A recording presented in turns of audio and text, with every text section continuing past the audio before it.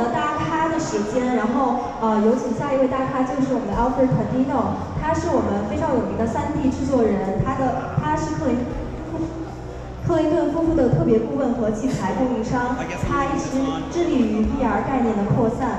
他在亚洲做了很多片子和教育内容，包括日本、曼谷、新加坡、中国等。那现在就让我们有请 Alfred。 Thank you so much, everybody. How are you? You guys are here at a momentous occasion. This is an amazing event today, and I am so happy to be here with you. My name is Caudullo.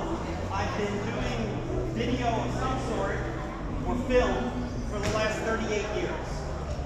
And in the last 17 years, I've been living in Asia. I'm based out of Bangkok and I travel the world.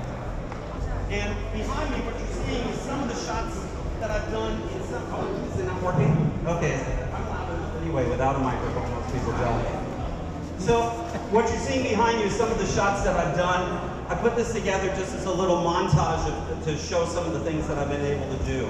And over the last 5 years, I've been fortunate to be involved in VeeR and 360. I've worked with a great many different companies doing beta testing of new hardware, new software, and I've got to tell you, I am so excited about what I'm hearing here from VeeR with the VeeR experience. I think it's amazing. I think this is definitely the direction that VeeR needs to be going in, and I want to applaud Aiden and the whole VeeR team once again. Fantastic. Kudos, guys. So, what is it like? What do we need as content creators? First of all, we've never had such a huge variety of devices that we can use. You know, VeeR and 360, it's not just one kind of camera. You've got things like the Fusion, which we see a bunch of them around here. The Fusion is 2D 360, which that's probably the most common denominator right now because you don't need a headset. All you need is a mobile phone, and you can watch it, okay? Then we have 3D 360, okay? That gets more complicated, but it also creates a premium experience for anyone who puts on a headset. So that creates another whole level of immersion. Now we come along and we have something a little bit newer. We have 180 VeeR, and 180 VeeR is another whole dimension. There are times when you really don't need 360. I know that sounds like a bad thing maybe to say in a group of 360 people, but if you're watching a sporting event, you really don't care what the guy behind you looks like. You want to see what's going on in front of you. And it also, for filmmakers, I got to tell you, one of the hardest things that we run into is if you can see the camera can see you. So with 360, you've got to hide behind trees, you've got to get behind buildings, you've got to camouflage yourself somehow to keep yourself out of the picture. But with 180 VeeR, again, you've got that 2D experience if you're looking at it on your mobile phone, but if you put on the headset, all of a sudden you get the premium experience, the full immersion. And you can do lighting, you can do boom microphones, you can do so many different things that you can't do easily with 3D 360 or 2D 360. So we're faced with a wonderful multitude of choices to create amazing content. Here we're in Japan. I was just there at IVERPA, at the International Virtual Reality Professionals Association, and that was a fantastic experience. Getting to go to these places and shoot this and watch this in a headset, it's just tremendous. I want to go back again now, and I want to do it again in 3D 360 or in 180 VeeR. What are you guys looking for in shooting?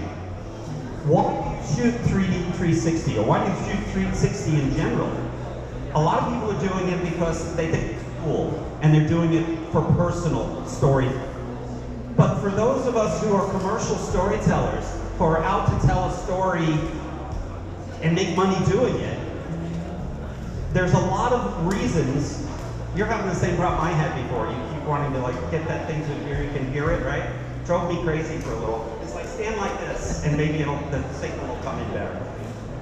But basically, what we're looking for is the most important thing for us as professional videographers is to have a path to monetization. If you can't make money doing it, then you're certainly not going to be doing it for very long. Because unless you're independently wealthy and you're doing it as a hobby, you need to make money, you need to buy food, you need to pay the bills, the electric won't stay on if you don't pay them. So, how do we get there? Right now, that's a big question that everybody's asking. And that's actually something that I talked with Amy about back in Tokyo. And there is a path to monetization at this point. There's a way for people to go forward, and I'm not just talking about having to go to, my friend Jonathan, fantastic. Everything that he's gotten to do is amazing, but he's working for the big boys. He's working for Warner Brothers, he's working for, what's the other ones? Disney? Discovery Channel. Okay, but you know what? Not everybody in this room is going to be able to do stuff like that. My microphone keeps cutting back, isn't it? Not everybody can do things like that. And for us who are kind of like somewhere below that level, we've got to find a way to make money. Be it with a corporate client. I did a fantastic series for Celestica, where I came here to Shenzhen and to Beijing, Shenzhen, and Shanghai to shoot for them. There are a lot of organizations. Right now I'm doing one, I'm finishing up a project for UNICEF. But there's got to be a way somewhere other than that in order for us to make money with our content. And VeeR is heading in that direction. They're the guys that are going to help us get that content out there, get it sold, so that you can go ahead and have a paid platform and have some place to put it. Yeah, people like you. Where's you? You! Where are you, buddy? You're back there. He's talking with somebody. You look great with YouTube. Hey, you! You! He's talking to that lady. YouTube has been good to you, hasn't it? I said, YouTube has been good to you. No? I thought you've made millions with YouTube, I heard. Okay, there are a lot of YouTubers out there that are making good money at it. But that's something that's not very easy to do. Because that platform is so crowded, there's so many creators on there that range from everything from stark raving amateurs that think that their videos look awful to some really talented people. So VeeR is giving us an opportunity to get into a space where it's only 360 creators. That narrows the field, that gives you an advantage to move forward. So I really think that everybody that's here, you guys are also, you've got the right horse, so to speak, in the race. I think VeeR is definitely going to be the one who delivers things. And it's going to get you to the point where you can make some money. So this was a very hard shoot to do. This was a behind the scenes 2D 360 of a catalog shoot on an island in Thailand. And it was great because the photographer was not threatened at all by having a 360 camera around. And by using the fusion, I was actually able to take the camera, put it in the water at the water line, and not have to worry if it got knocked over because the fusion is waterproof. So that was a fantastic advantage to be able to do that. And I was able to get really, really good shots. And you can see, this is all from video. These are stills that were pulled from the video. So this is another way to go ahead and capitalize on things and move forward with 360. Now, I want to get a little bit more interactive with you guys. I don't want to be the only one talking. I love getting feedback, buddy. So tell me, what are the kind of projects that you're doing with 360? Who wants to share something with me? What are you guys doing? You got a Xiaomi there? 我们用3个人的相机拍了一些航空题材的。I need to translate. Otherwise, I won't know what he's saying. Will you? Oh, thank you. 我们用那个360相机拍了一些航空题材的视频，我们非常期望在今年年底的珠海航展，用360的相机进行直播。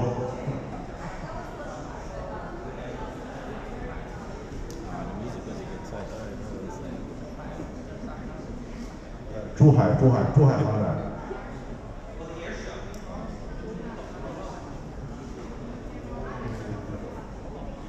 因为我们看到了好多外国的同行把这个用这个无人机和直升机，把这个360的全景相机调到空中去拍摄，给大家诠释了一个上帝的视角，我觉得非常的喜欢，所以我也准备这样去做。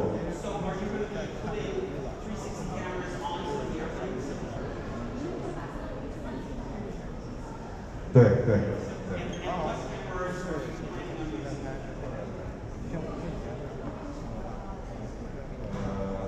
现在有很多厂家在跟我们准备合作，然后我们在做相关的测试。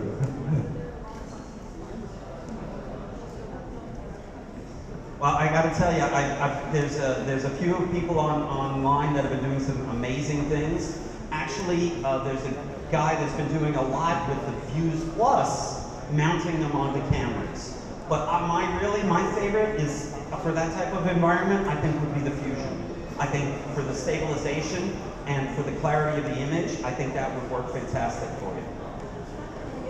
他推荐您用VeeR加或者是 GoPro 的相机，因为它稳定性比较好。非常感谢。You know, I think the VeeR is kind of underrated a little bit. Thank you so much. You should be up here. You're doing some cool stuff. I think the VeeR Plus is kind of underrated. It's only a 4K camera, and it's funny that we're saying, you know, only a 4K camera. We've kind of gotten spoiled with 8K and 12K and all these big resolutions. But the VeeR does an excellent 3D 360 job, and it's for this type of environment, I've seen some amazing things done. Okay, somebody else. What else has somebody else done in the audience? Somebody want to share with me what you're doing? How you're using 360? Someone? Anyone? Everybody starts looking away from me now. They know I'm going to pick on them. 还有愿意分享的吗 ？Alfred 想了解你们用360相机拍什么？ I'm from Sunrise. So it's basically it's an education company. So we have our repertoire. We just invite universities of U.S. The representatives to come to the Chinese international high schools. So we want to just help those universities to advertise them. So by 360 thing. So now we have our own website. So it's 360 Sunrise. Yeah, Sunrise 360. So this is a platform. So we want to let the universities to oppose to the year 360s. So we want our Chinese students have the opportunities to have more, have better experience to just know the universities that contain the dormitory and also the teaching buildings. No, we don't just produce content. So we just offer this platform and we try to cooperate with them. Yeah, this is idea, yeah. Do you want to say something? So we do have the platform, that's Campus 360, where we host it, but we partnered with another organization that actually runs the technical side, and we are working with universities to actually build virtual tours as well.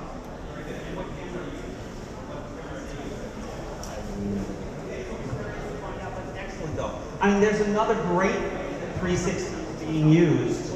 And young man, what do you do in 360? Actually, it's too dirty to say in China. It says it's too dirty to say. Sensitive. I'm going to give you sensitive in a minute, I tell you. Okay, come on, somebody else. Give me some more people share with me what you've been doing in 360. How about you? Do you work with 360? I need. Yeah, I need a translator. Well, you can help me. You got. Did I lose my translator? She left. Okay, great.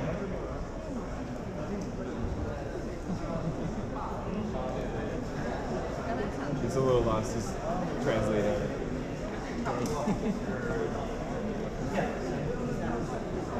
So he's more interested in.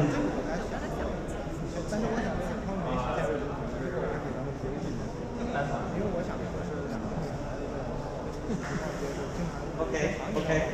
I'll tell you a little bit more about what I'm doing. One of my latest project.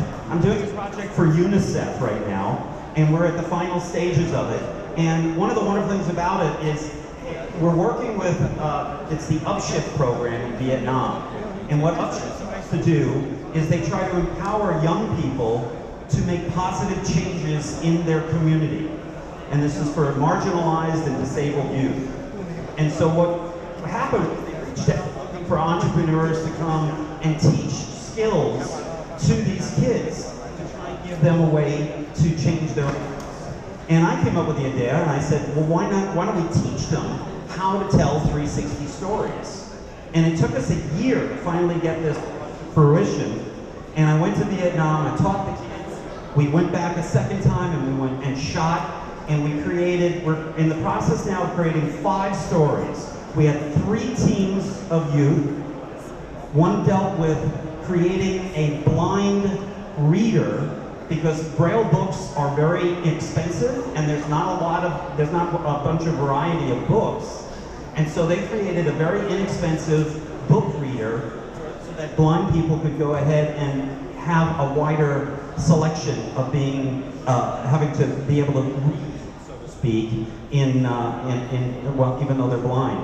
Then the second story had to do with a young man whose grandfather lost his arm fighting in the Vietnamese War, and he created a prosthetic arm that was basically controlled by brainwaves.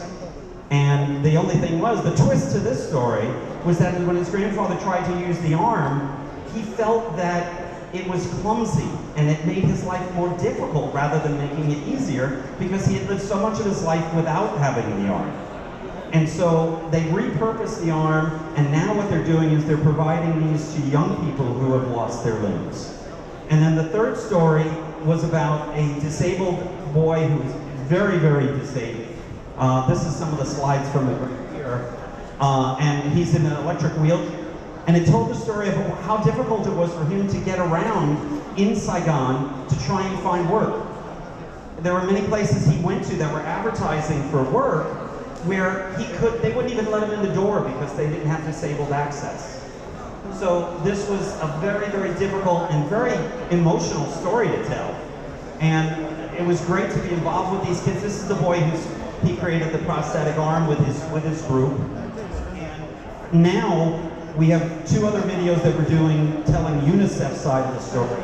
And we're looking for a way how do you show people 5 videos? Well, it came to me in a flash when I saw that now the VeeR experience lets us use video as well as stills.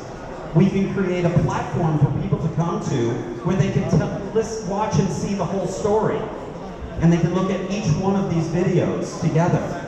So this is an amazing way for us to be able to interact with people. And after all, that's what storytelling is all about. I mean, going all the way back to caveman days. Yes, that's a pink elephant. I know you're looking at that kind of like, what? Everything was good with my wife until she sat down and they did the first picture and everything was great. And then all of a sudden, the elephant put his trunk around her and she just totally lost it at that point. There had just been a story in the news a couple of days before about some guy that had teased an elephant. The elephant basically picked him up, wrapped him, and threw him, killed him. So she was a little freaked out. But this is Delhi. This is this is a polio beggar in Delhi, in Old Delhi. So there's some amazing visuals here. This is one of our subjects that we shot. He went up and put his, it's kind of hard to see on the screen here, but he put his eye up against the camera. And I just thought that was cute. This was as we were going, we were documenting the last polio case in India. We're getting down? Okay. Okay, does anybody have any questions or any comments or anything they'd like to share? No? Well, thank you very much, everybody. Yes, we do. Oh, yes. There are storyline for this video.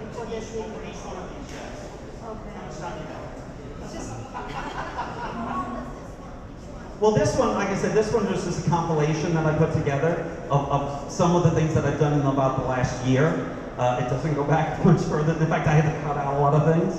But you see there's headers across the top. Bees, Elephant, India, Comedy, Everpa, and it just went blue screen, so we lost it. But yeah, I've done so many for so many different companies. For each video, on the average, I would say they're around 5 to 8 minutes for most of them, because that's what the clients really don't want anything longer than that. They kind of feel at this point that, and maybe that's going to change, because things like the Pico and things like Go are much more comfortable to wear, and they're much easier for people to use. Okay, that was the comedy routine that we did. You know how people say, you see something, you walk into somebody's house and you see this thing sitting on the table. Well, I took a 360 camera and we did a little improv group, and we said, the name of it is, what is that thing on the table? And so everybody's reacting to this in a different way about what this thing that's sitting on the table. And that's VeeR too, if you want to watch it. This is from the Everpa conference. So thank you very much, everybody. I really enjoyed being here with you. If you have any questions for me outside, please come up and talk. I'd love to chat with you. If we need an interpreter, we can definitely find an interpreter to help. Thanks again. Thank you, Alfred.